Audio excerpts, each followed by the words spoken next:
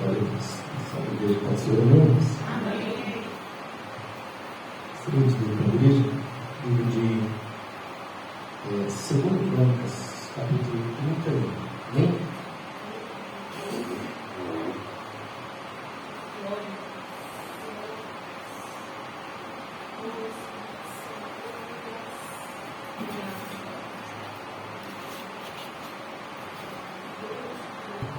Somente o versículo primeiro, né? É um versículo bem grande. 2 Crônicas 31, né? Diz assim: e acabando tudo isso, todos os israelitas que ali se achavam saíram às cidades de Judá e quebraram as estátuas, cortaram os bosques e derribaram os altos e altares por todo Judá e Benjamim, como também em Efraim e Manassés, até que tudo destruíram. Então tornaram todos os filhos de Israel para cada um para a sua possessão, para as cidades deles. Amém? A igreja pode se sentar em nome de Jesus. Glória a Deus. Bom, essa passagem está falando sobre a vida, ou melhor, o começo da vida de Ezequias. E Ezequias como rei. Ezequias foi um grande rei, ele era de descendência de Davi e rei do reino do sul, reino de Judá, que era reino de duas tribos, de Judá e de Benjamim. Ezequias era neto de Manassés, e a casa era seu pai. A Bíblia diz, irmãos, que no tempo de Manassés houve um afastamento muito grande do povo de Deus em adorar a Deus, porque Manassés, eu estou confundindo as coisas, Manassés é filho de Ezequiel. Vocês vão colocar aqui atrás que vai me ajudando, tá? Manassés é o filho que vem na frente, não que vem atrás. Ele é filho de Acaz. E Acaz, irmãos, ele não foi um bom rei. E o povo teve um distanciamento da adoração a Deus. E quando ele começou a reinar, a Bíblia diz que ele começou a reinar com 25 anos, a primeira coisa que ele fez foi santificar a casa de Deus, que estava abandonada. A casa de Deus estava abandonada e o povo estava adorando deuses estranhos, adorando nos bosques, levantando postes ídolos, afastavam totalmente da adoração a Deus. E a partir aqui do capítulo 31, vai dizer que, acabando tudo isso, todos os israelitas que ali se achavam saíram às cidades de Judá e quebraram. Quebraram o quê? As estátuas que adoravam, cortaram os bosques, que era um tipo de lugar que eles preparavam para a adoração a ídolos, derribaram os altos, que também eram altares a deuses estranhos, e altares por todo Judá, Benjamim, como também em Efraim e Manassés, até que tudo destruiu. Agora, por que chegou a esse ponto?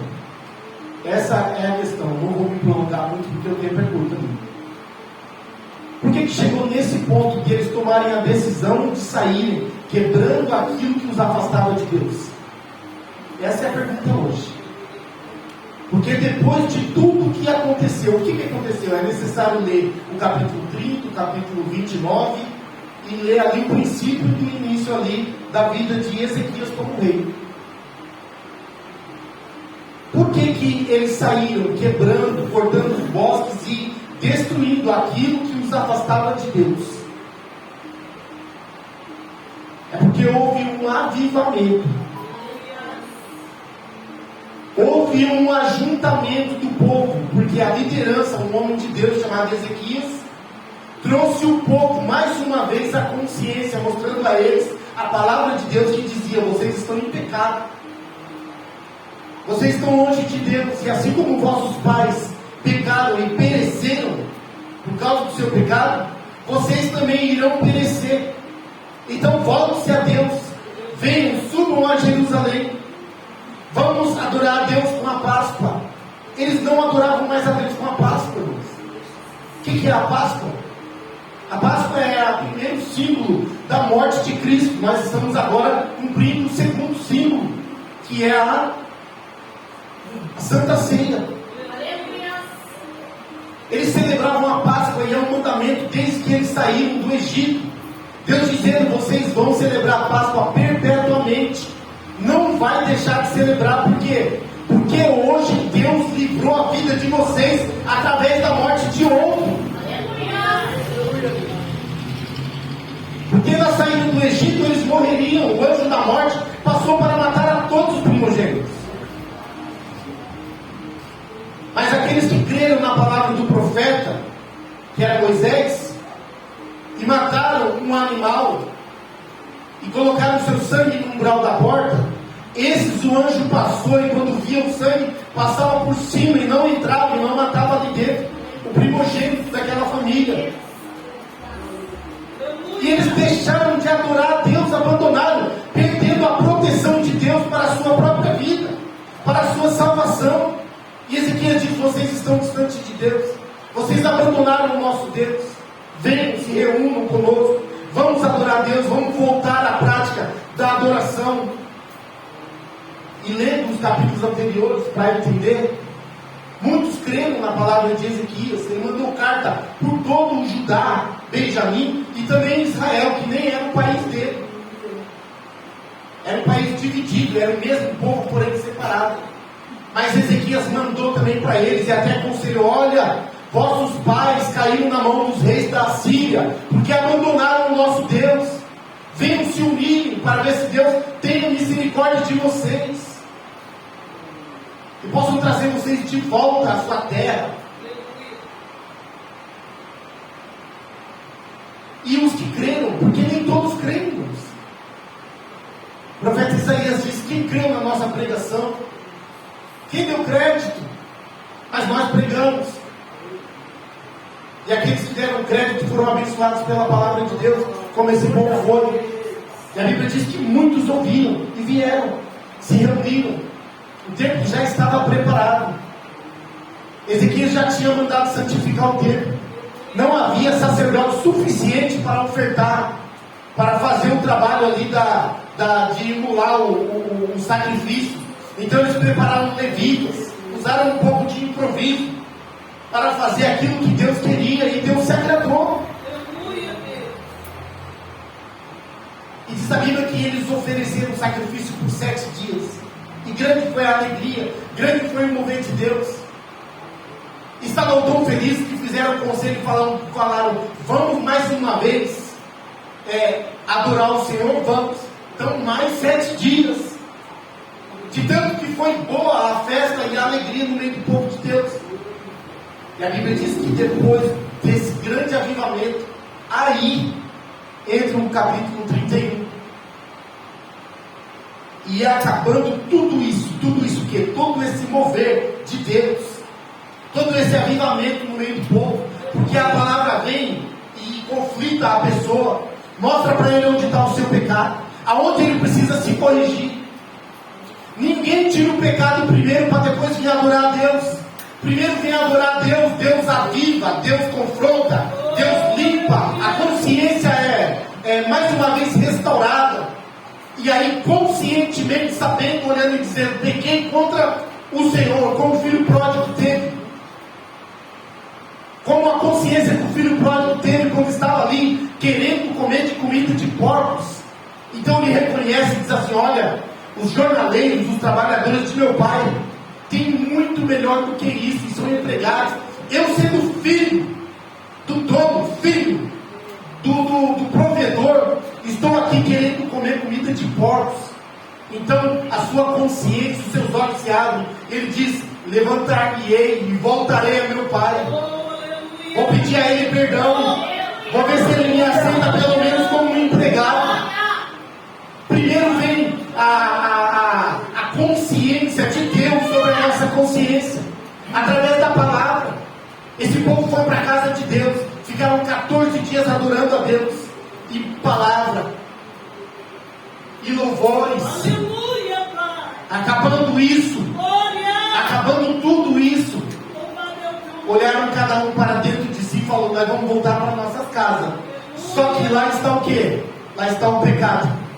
Lá estão os postes ídolos. Lá estão os bosques, os altares que nós levantamos para adorar outros deuses. Então, não voltaremos para casa. Primeiro vamos consertar aquilo que fizemos de errado.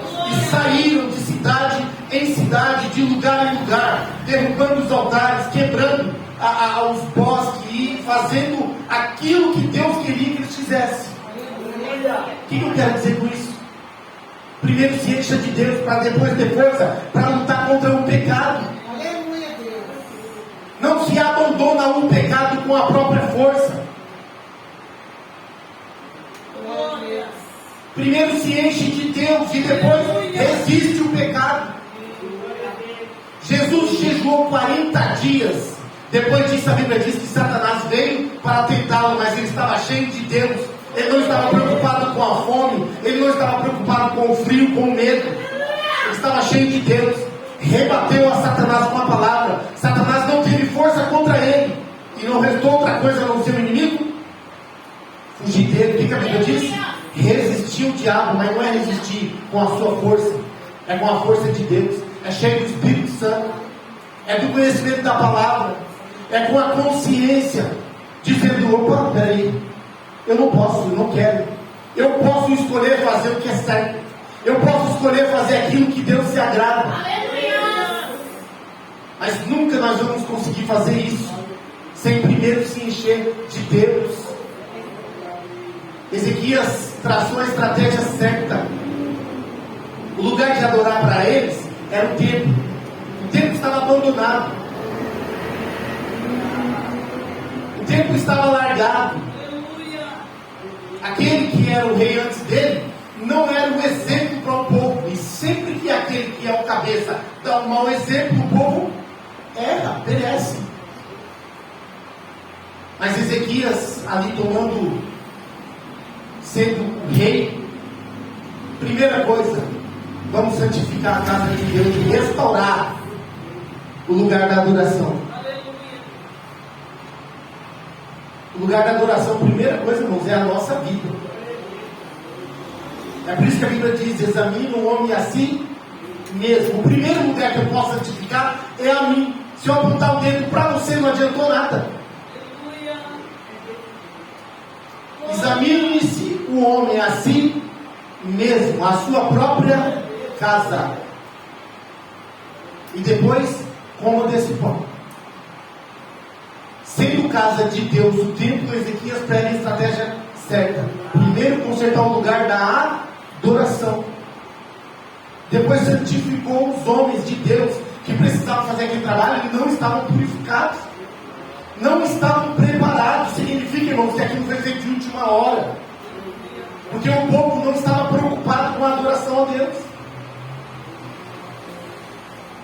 Só que isso que eles vão celebrar, irmãos, não é qualquer símbolo, não é qualquer coisa. Assim como a Santa Ceia não é qualquer coisa.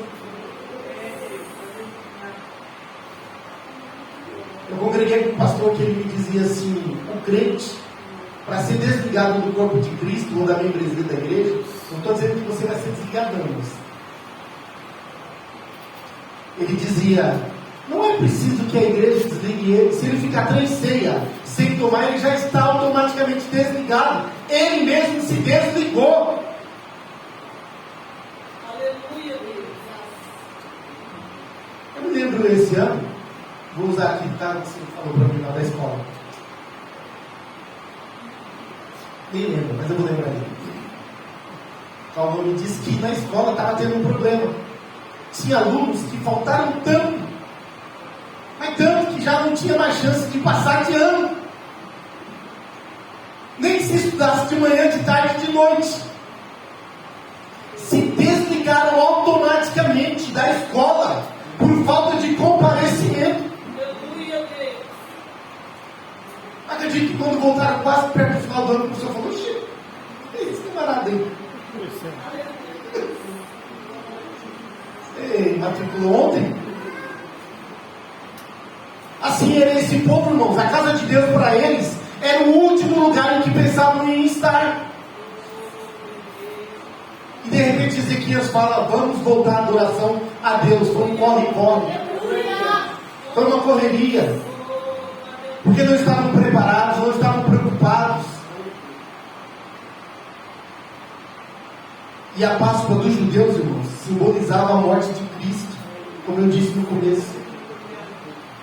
Aquele animalzinho que Deus mandou matar simbolizava Cristo. Não foi um animal que salvou eles, foi um símbolo que aquele animal transmitia. Eles estavam desprezando. E muitas das vezes hoje, irmãos, nós podemos cometer o erro de desprezar o mandamento de Cristo. A Bíblia diz que Jesus, na noite em que foi traído, estava ansioso, o medo bateu à sua porta. Ele foi orar, ele foi pedir a Deus misericórdia, graça.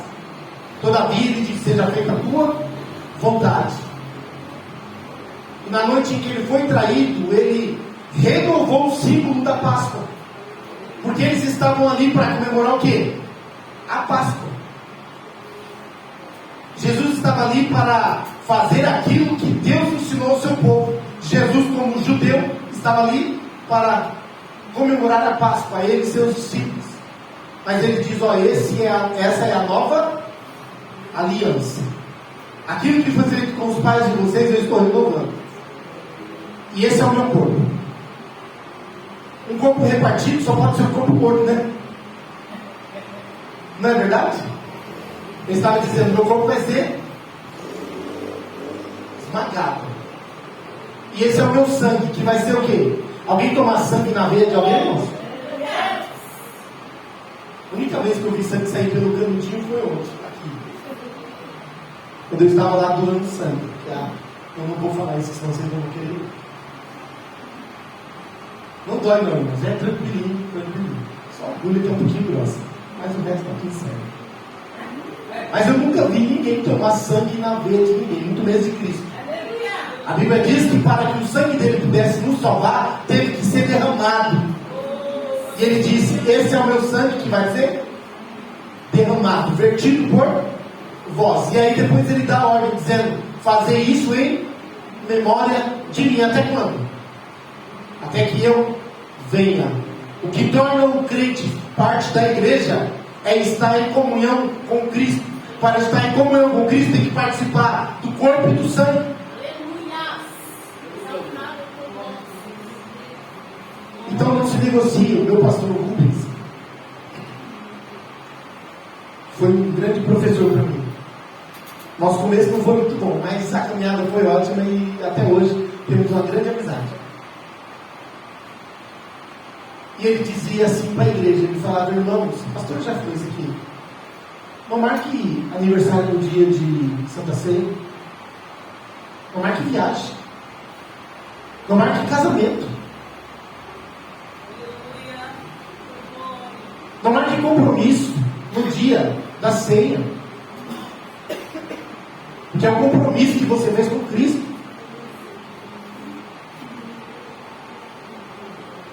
Então é muito sério isso que ele está falando hoje, irmãos. Esse povo estava na mão do inimigo sofrendo porque tinha abandonado a Deus. Deus não era mais as primícias das suas vontades. Deus estava em segundo plano. Mas lhes faltava o quê? Poder, renovo. E uma vez que foram renovados, cheios da alegria de Deus, da sua palavra, depois disso não teve outra coisa a não ser sair colocando aquele pecado que afastava eles de Deus por terra. O que eu quero dizer hoje: se tem alguma coisa te afastando de Deus, nessa noite peça a Deus renovo, alegria do Espírito Santo, e depois você vai ter poder, não é força, poder para resistir a Satanás. Porque Satanás ele não corre, do homem quando o homem não está cheio de Deus. Mas quando o homem está cheio do temor de Deus, quando o homem está cheio da graça de Deus, o desejo de fazer a vontade de Deus, segundo o ensinamento da sua palavra, Satanás ele não tem força. Ele tenta, é lógico que ele tenta. Ele tentou a Jesus, irmãos, não vai tentar a nós. Jesus disse: se chamaram um pai de família, que ele estava dizendo que era ele, de Beelzebul, de demônio, não vão falar de vocês? Chamaram a mim, que é um Deus Todo-Poderoso, que vai salvar este mundo. Chamaram a esse pai de família de Beelzebul, e vocês acham que não vão ofender vocês, tentar vocês? Claro que vai. Mas primeiro devemos se encher de Deus, irmãos. Estamos querendo vencer as batalhas espirituais com as nossas próprias forças.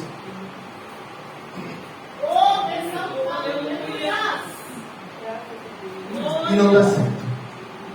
E muitas das vezes ficamos prostrados e envergonhados diante da tentação que o inimigo traz diante de nós. Porque toda vez que o crente peca, ele sofre.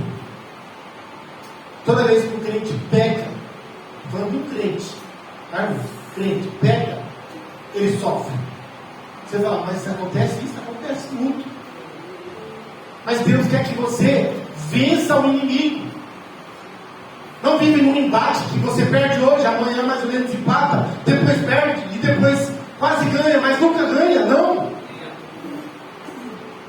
A vontade de Deus é que nós venhamos, irmãos, sair renovados, cheios e encorajados a chegar naquilo que nos faz andar longe de Deus e dizer: se afasta de mim, Satanás, para longe. Você não tem mais poder sobre mim. Você não me influencia mais. Mas para isso, irmãos, é necessário a palavra de Deus. Momentos com Deus. É necessário, irmãos. A Bíblia diz que aquilo que você mais se encher, mais terá força na sua vida. Ou seja, se você se encher mais de Deus, da sua palavra, ouvindo louvores, buscando coisas que vai te trazer para perto de Deus, o inimigo não vai ter força. Mas se você gastar o seu tempo com aquilo que te afasta de Deus, com coisas que não trazem nenhum benefício espiritual, a sua carne vai ganhar força. E na hora do embate, da tentação, ela ganha. Ela ganha. Então que nós viemos, irmão, nessa noite, em nome de Jesus, fazer como Ezequias e esse povo fez. Primeiro buscar Deus. Buscar de Deus autoridade, poder. E depois Deus nos dará força para ter santidade. A santidade não vem antes da busca. A santidade não vem antes do renovo. Ela vem depois. Amém? Vamos abençoar em nome de Jesus.